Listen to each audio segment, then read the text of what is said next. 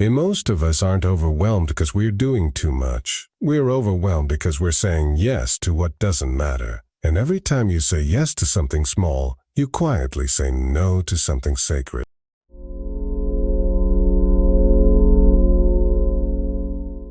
This video is about power, not the kind that controls others, but the power to protect your own time, your mind, and your life. It begins the moment you learn to say the hardest word, no. They say success is built with discipline. They say focus creates freedom. But no one tells you, discipline dies when your life is filled with 1,000 yeses that mean nothing. Every time you say yes to something out of guilt, out of fear, out of habit, you betray something sacred inside you. You betray the quiet voice that knows where you're supposed to go. You say yes to that extra meeting you don't need to be in. You say yes to a party you have no energy for. You say yes to favors you didn't volunteer for, and then wonder why you feel so drained. But here's the truth. Saying yes to everything is silently saying no to yourself. No to your energy. No to your growth. No to the quiet space your mind needs to think, to dream, to rebuild.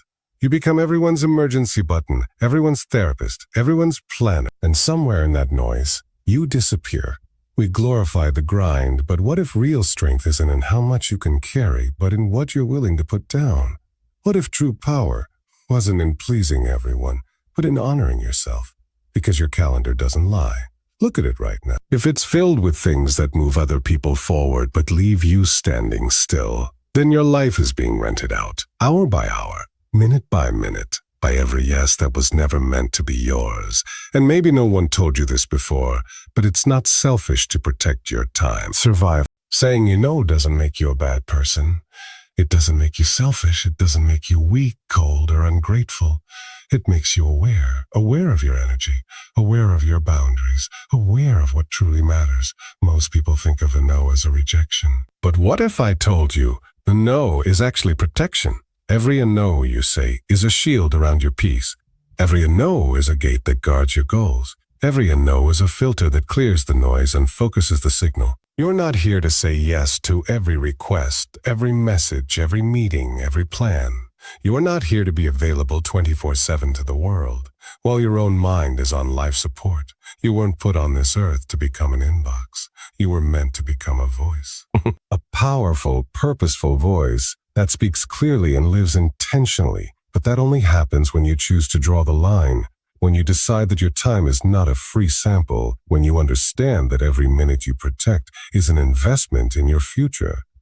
Saying a no might disappoint someone. It might confuse people. It might even make them uncomfortable. But if they walk away because you chose to honor your priorities, then let them. Because anyone who punishes your boundaries was never safe to begin with. This is not about arrogance. It's about alignment. It's not about pushing people away. It's about pulling yourself closer to your calling. Your power is not in what you do for everyone else.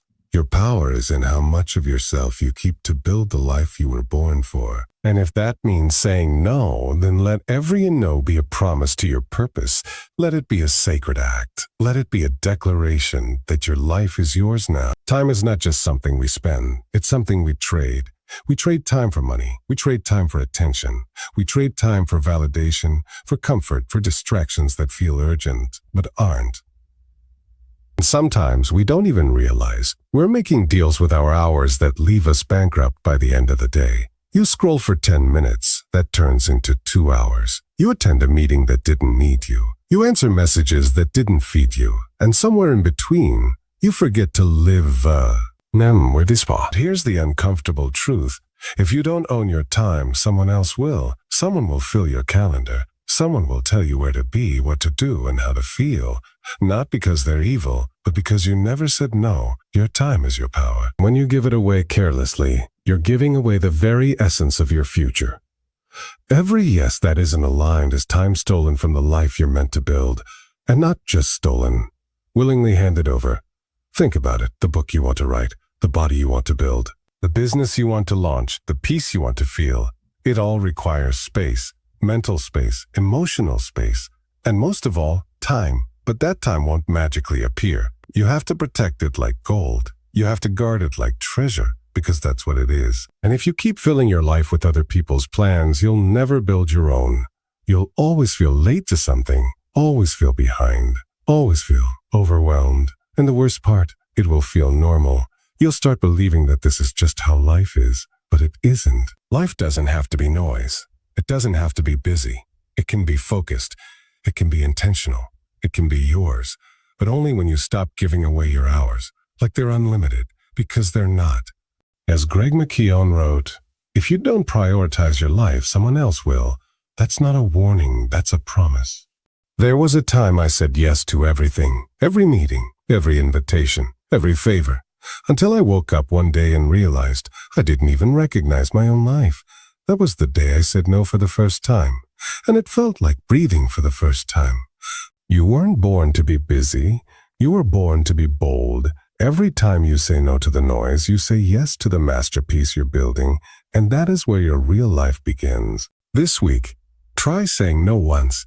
No to what drains you. No to what distracts you. You don't need more time. You need fewer distractions, and your peace is worth protecting.